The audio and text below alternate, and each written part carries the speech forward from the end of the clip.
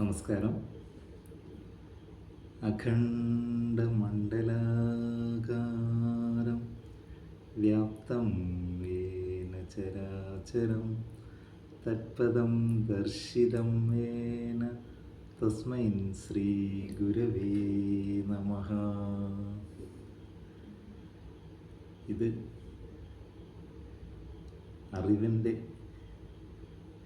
അറ്റം അല്ലെങ്കിൽ supreme knowledge നമ്മൾക്ക് ഇമ്പാർട്ട് ചെയ്യുന്ന അല്ലെങ്കിൽ അത് ഇമ്പാർട്ട് ചെയ്യപ്പെട്ട ഒരു ശിഷ്യൻ്റെ ഗുരുവന്ദനമാണ്. ഇതിൽ പറയുന്നത് അഖണ്ഡമണ്ഡലാകാരം. അഖണ്ഡം എന്ന് പറഞ്ഞാൽ ഖണ്ഡിതമല്ലാത്തത് എന്നാണ്, വിഭജിക്കാൻ സാധിക്കാത്ത. അത് നമ്മുടെ മനസ്സിന് സാധാരണഗതിയിൽ സ്ഥൂല കാര്യങ്ങൾ മാത്രമേ മനസ്സിലാവുള്ളൂ.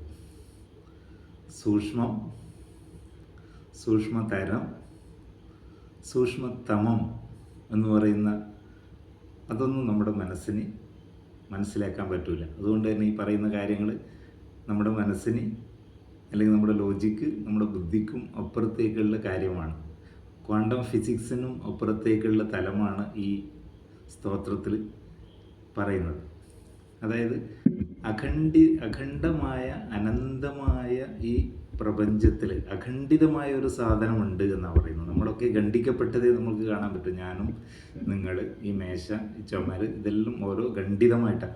അതിൻ്റെ അപ്പുറത്ത് ഖണ്ഡിക്കാൻ പറ്റാത്ത, അതായത് നമ്മളൊരു ബ്ലേഡ് എടുത്തിട്ട് കട്ട് ചെയ്യുകയാണെങ്കിൽ നമുക്ക് തോന്നും നമ്മളാ ഇതിനെ കട്ട് ചെയ്തു തോന്നും. പക്ഷേ കട്ട് ചെയ്യാൻ പറ്റില്ല. കാരണം ബ്ലേഡിൻ്റെ ഉള്ളിലും പുറത്തും, എല്ലാ ചരാചരങ്ങളുടെ ഉള്ളിലും പുറത്തും, നമ്മുടെ ഉള്ളിലും പുറത്തും, ഭൂമിയുടെ ഉള്ളിലും പുറത്തും, ഭൂമിയെ പെനിട്രേറ്റ് ചെയ്ത് അതിൻ്റെ അപ്പുറത്തെ ഭാഗത്തേക്കും സൂര്യനിലെ സർവ്വ സ്ഥലത്തും വ്യാപിച്ചിരിക്കുന്ന ഒരു തലം, അതിനാണ് നമ്മൾ ബീയിങ് അല്ലെങ്കിൽ എക്സിസ്റ്റൻസ് അല്ലെങ്കിൽ ട്രൂത്ത് അല്ലെങ്കിൽ സത് അല്ലെങ്കിൽ ഉണ്മ എന്ന് പറയുന്നത്.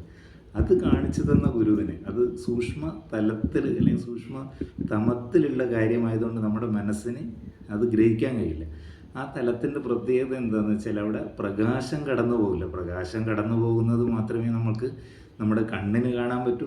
പ്രകാശം കാണുന്നത് മാത്രമേ റിഫ്ലക്റ്റ് ചെയ്ത് നമുക്ക് കാഴ്ചയിൽ വരാൻ പറ്റൂ. അപ്പോൾ പ്രകാശം കടന്നു പോകാത്ത ഒരു തലമാണ്. ആ തലം കാണിച്ചു തന്ന ഗുരുവിനെയാണ് ഇവിടെ വന്ദിക്കുന്നത്. വളരെ പ്രസക്തമായ ക്വാണ്ടം ഫിസിക്സിൻ്റെ അപ്പുറത്തെ തലത്തിലുള്ള ഒരു ശാസ്ത്രമാണ് ഈ ഗുരുവന്ദനത്തിലുള്ളത്. Okay, thank you.